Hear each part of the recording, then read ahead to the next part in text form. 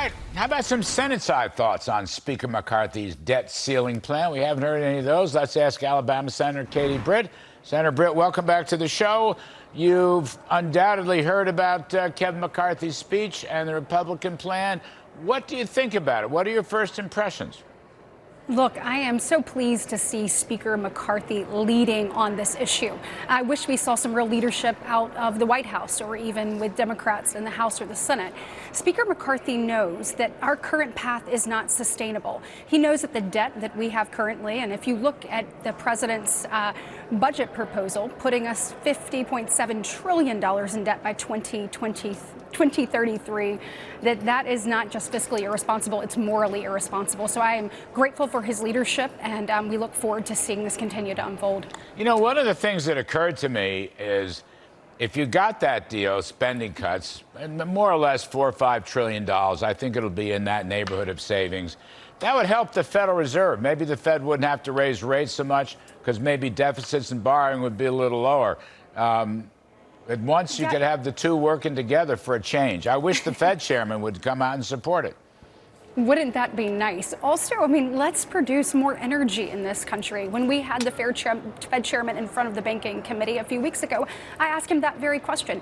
If we produced more energy in this country, would that drive down inflation? He said yes. And then, Larry, to a conversation you and I had last time I was on this program, I asked him if we got people back into the workforce, would that in fact drive down inflation? And he said yes. You and I know that if you are working age and you are an able-bodied American, you need to be working in order to receive government benefits. If we did that, that would help us with Social Security, it would help us with Medicare.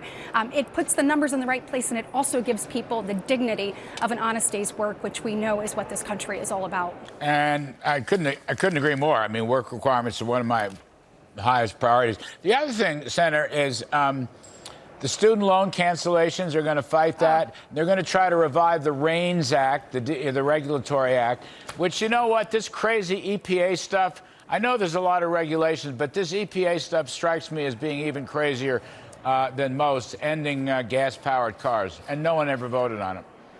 Larry, you are exactly right. Let's take the student loan crisis first. First off, that's going to cost us $420 billion. That's 3,000 extra dollars for every taxpayer across this country, every U.S. citizen, actually.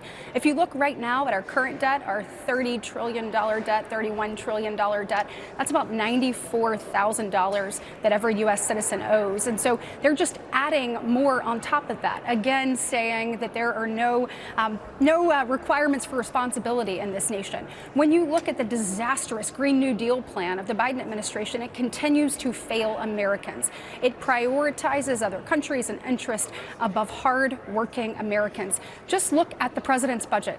When it came over, there was a 19% increase in EPA. Can you believe that, Larry? And then you look at Homeland Security, protecting our border, protecting our American citizens, a decrease of 1%. Ridiculous. Bad priorities, completely. By the way, Jared, I know you were in the hearing today, Jared Bernstein for CEH. Jared is an old friend of mine, even though we disagree on pretty much everything.